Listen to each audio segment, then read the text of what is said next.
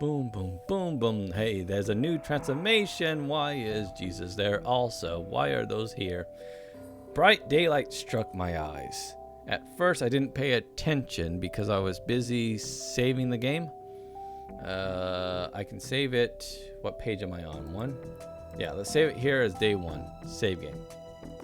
Okay, back. Fully awake yet. On their own, my legs carried me towards the door. Damn! It looks like I fell asleep and missed my stop. But there was no door.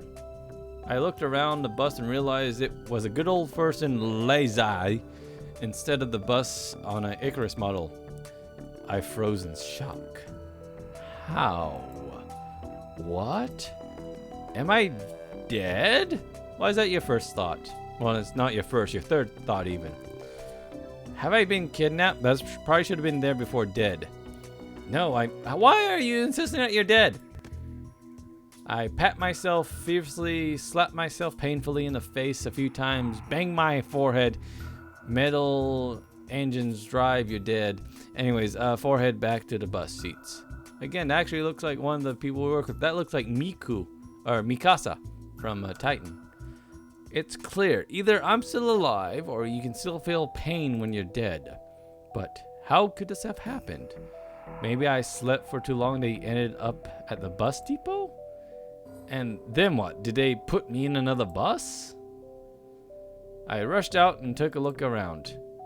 Greenery wherever I looked. Tall grass on the roadside, trees and flowers. Summer? But how? It was winter just a few moments ago. My head was aching unbearably, as if I was going to explode. Pooh. Sorry. Slowly I begin to remember. Remember what? Passing clouds, snowflakes, still winter. A giant eyeball, we warping to another dimension. Summer giving way to winter.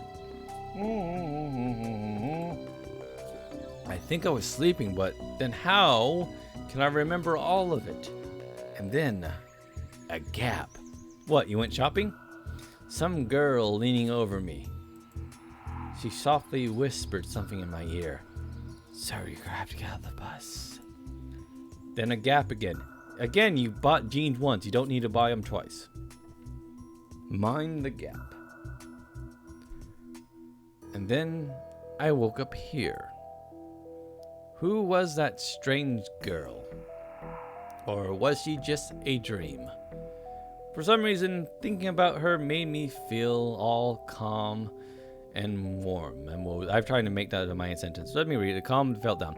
I felt warm all over, coming from the inside. Could it be her who brought me here? Then I need to find her. And the best place to look for her is away from here. I rushed to the left, then to the right. Then I stopped, hesitating over where to go. Finally, I ran in the direction from which the bus had probably came. Ellipses laughed at me. Ellipses was waiting for me when I got there. How does he move so fast? And so quietly. Physical exercise does not refresh one's mind. Thoughts became clearer. Or does refresh one's mind. No, you get tired and lose oxygen, makes it harder to think. Thoughts become clearer and it gets a little easier to evaluate the surroundings around you. No, not in my case, however. I was sitting on the roadside, wheezing and trying to ease my sore throat by gulping air. Hot breaths. Ooh, excuse me, let me gulp air. Delicious whiskey air. My sore throat by gulping breaths of hot air. In any case, the run did its job. The fear withdrew for a while. Maybe I really am just dreaming. Though recalling my self-harm on a bus, I immediately rejected that idea. By the way, I would have certain set of repeating dreams. They were different dreams from time to time. But they would happen so much, I'd realize in the middle of the dream that this is that dream again. And I would have to convince myself that it wasn't that dream again. By, again, the usual, touching the wall, slapping my face, whatever. And I would do it and then convince myself, oh, this is real then, only to wake up in the morning. So yeah, sometimes it doesn't work. You still feel in the dream if you're aware enough. I'm neither dreaming nor dead. A narrow road through the field and far into the distance. The exact same road of my dream. It must be very far from home. And not just that, it was winter yesterday and now it's clearly summer. It's the whole environment. Of course, summer is usually like this, green and hot, but everything is not entirely lifelike. Everything looks like it was taken from a painting, in that everything looked like oil. Landscaper from the 19th century. The grass was just too lush. The bushes are not like the bushes should be, and they are so thick that you can't see anything through them, like treetops, honestly. And the trees themselves. The forest was quite far away, but the trees look as if they had closed their ranks and were now just waiting for the order to advance onto the fields and plains. I caught my breath, looked at the bus, which was now barely visible. That was a good run. Fear overtook me once again. Those power lines. Which ones? Those are those. There must be people here. Well, there's also a road and the bus, and yes. But what does that mean? In fact, that means nothing at all. Could there have been power lines even in hell? Well, I mean, how else do they shock Hitler's balls? Roasting sinners over hot coals is so last century. I must have reached a point of no return, after which you should either lose your mind completely or finally try to understand what is going on. And while I still have a choice, I should pick the second option. I slowly head back towards the bus. Of course, it was scary, but I'm not likely to find answers in the fields or the woods. And this wrenched bucket of bolts is the only kind of link that I have with the real world. Ellipses followed slowly behind. I should carefully scout the area. A brick wall in its grates with a Seattle. Again, that's how I read that. Sign. Again, so this is all happening in Seattle, which is why it's so green and lush. Statue of Pioneers on the other side and the roads. So actually, if this was Seattle, which is Olet, shouldn't there be Starbucks at every corner? Anyways, by the way, the 410 is still here. This trip's taking a bit too long today. I smirk. A person may start acting inappropriate in extreme situations. Something like that's probably happening to me now. This place didn't look abandoned at all. No rust on the gates, no damage to the wall. Seattle. What could have a name like that? Hippie city in Washington with the mountains in the background? Judging by the pioneer statues, it could be a kid's summer camp. Technically, they're all above the age of 18 for legal reasons. Moreover, it appears to be open. Of course, the simple explanation, logically speaking, explains nothing at all. The strange girl, the altered bus, the summer, the pioneer camp. Thousands of theories went through my mind instantly, from alien abductions to lethargic sleep, from hallucinations to time and space shift, to me being drunk. None was worse than the other, but there was really no way to pick a single one. Then it occurred to me, I could try to make a phone call. I took out my cell phone, dialed the first number on my contact list, and it wouldn't make that noise. Cell phones don't make that noise. But instead of a signal strength bars, the screen was showing a thick black cross. Satan! Although there was, again, the upside down cross, there was no signal in such remote places, though I cannot be the only one who came here. The buses don't drive themselves. Well, Google begs to differ. I examined the bus from all sides to make sure it wasn't a hallucination. Bits of dirt on the bottom, some rust here and there, faded paint, worn out tires. Nope, this is definitely a very ordinary bus. Yeah, exactly the kind of bus which takes you to places beyond your understanding if you carelessly fall asleep. Hey, I heard of a guy that walked into a call box and ended up in a different dimension with some weird guy in a screwdriver. I gave a nervous chuckle. It came out by itself, sporadically, and kept going. I was insane. Because this wasn't the right place or time to laugh. But where on earth is the driver? I cautiously sat down on the curb. You know, I've never seen that word spelled. Is it with a C or a K like that? Anyways, beside the bus and started to wait. Ellipses joined me, except he was on his phone, the bastard. My patience didn't last long. My anxiety seemed to have reached its peak, and I started to go slightly insane. In such a situation, anyone would have probably felt something similar. Aliens, parallel universes were gone from my imagination, leaving only void and darkness. Is this how everything will end? How my life will end? But I wanted to do so much. There were so many things I had yet no time for. I was overwhelmed by the idea this was definitely the end. But why? It's not fair. Surely I'm no worse than anyone else. God, why? The end. All right, let's go. Oh, no. Tears were burning my eyes unbearably. I curled up and started rolling in the grass. Why? Why did I do? Why me? But my cries were only heard by the speechless statues of the pioneers and the bird in a tree, which immediately flapped its wings and took off, crying out something in its own language, as if laughing at the idiot who dared to interrupt its after-dinner nap. You bastard!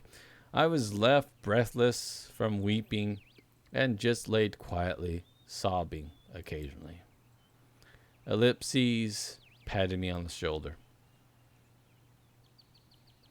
After a while, I managed to pull myself together. My mind cleared up a bit, as if the terror and fear of death gave me a little break, a little reprieve. All in all, if someone wanted to kill me, what is all this for? It doesn't look like an experiment either. If it is just some crazy coincidence, then there's probably no threat. Anyways, for now, it seemed there's no danger. The panic was gone. Of course, the blood was still pounding in my temples and my hands were still shaking, but at least I could think now. Right. There's nothing I can really change anyways. So, no matter how much I think or how mad I get, it would only make things worse. Until some actual facts appear. There's really no point in making guesses. In any case, I won't learn anything by lounging around here. The camp, if of course it really is a camp, looked like the only place where people could be. So I decided to go there, and hardly had I reached the gates when a girl came out from behind them. There you are, you bastard! Wearing a pioneer uniform. By the way, I still have that pin, which was a weird coincidence that I just have one of those randomly. My logic didn't let me down this time. Then again, a pioneer uniform in the 21st century? How pasqué. And then again, a girl? Here? A girl? Here? I froze, unable to take a step, frozen by the blue gaze of her eyes that froze me in place. The overwhelming beauty. Anyways, I felt very much like running away. Running as far as I could from this place. Far from the bus, the gates, the statue. Far from this bloody bird with his damn... Shut the fuck up, you pigeon! Just running. Free like the wind. Faster and faster. waving to the planets passing by, winking at the galaxy, running, becoming a pulsar ray and turning into vegetal radiation, running to the face of the unknown. Run no matter where, as long as it's far away from this place. Ah! Meanwhile, the girl got closer and smiled. I could not help but notice her beauty. Just now, anyways, even though I was trembling in fear. Human instinct worked independent of consciousness, and while only 5% of your brain is responsible for the cognitive of your thinking process, the remaining 95 are busy sustaining life, and in particular ensuring stable functions of the hormonal system. He got horny. I desperately wanted to get less complacent, and start thinking in formal quotes from an encyclopedia. Through my thoughts appeared one by one, being stupid, out of place, as if taken by an internal monologue of the hero of some junky softcore crime fiction novel. No, visual novel. Try visual novel. Pretty Salvic face. Salvic?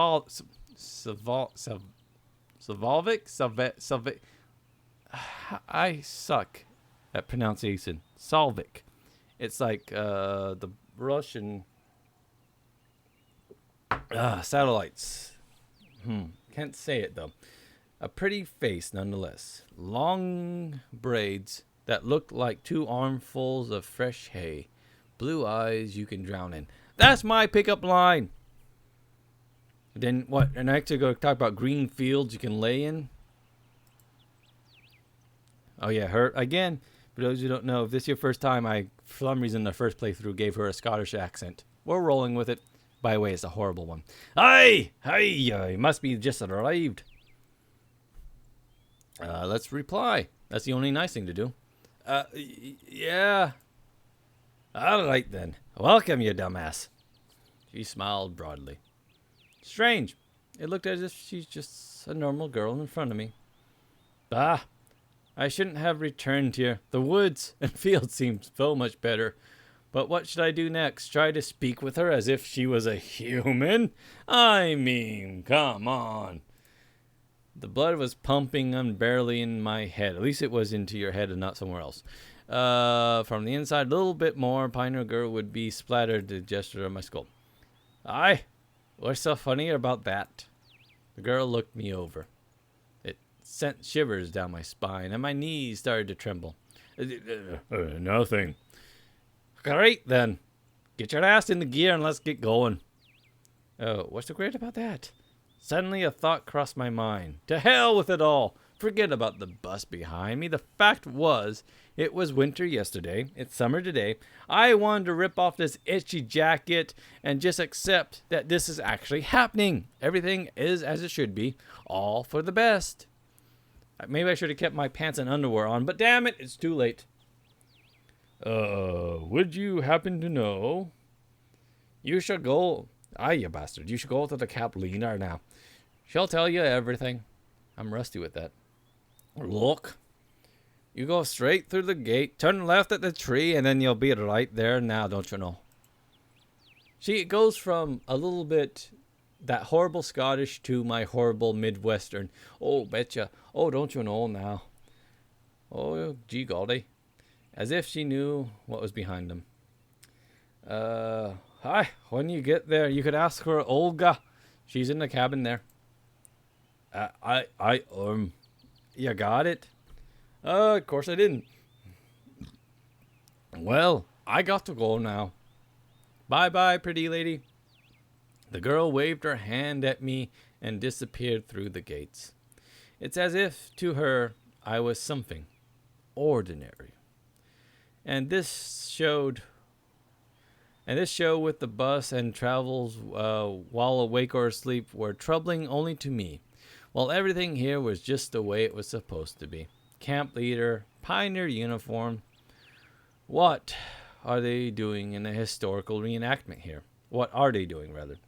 I hope I wouldn't find Lyndon standing at the top of the armored car in the square. What, John? Ha, ha, ha. But even that would not surprise me now. After standing alone for a while, I headed to the camp. It looks like a beaten up camp like usual.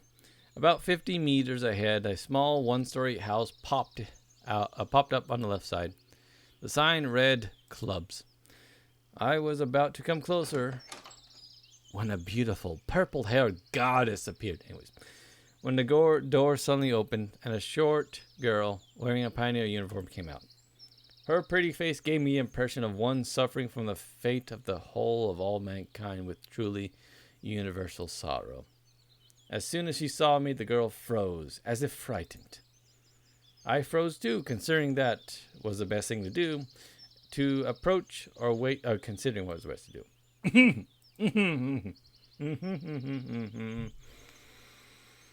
Excuse me. Okay, I'm back from the land of the dead.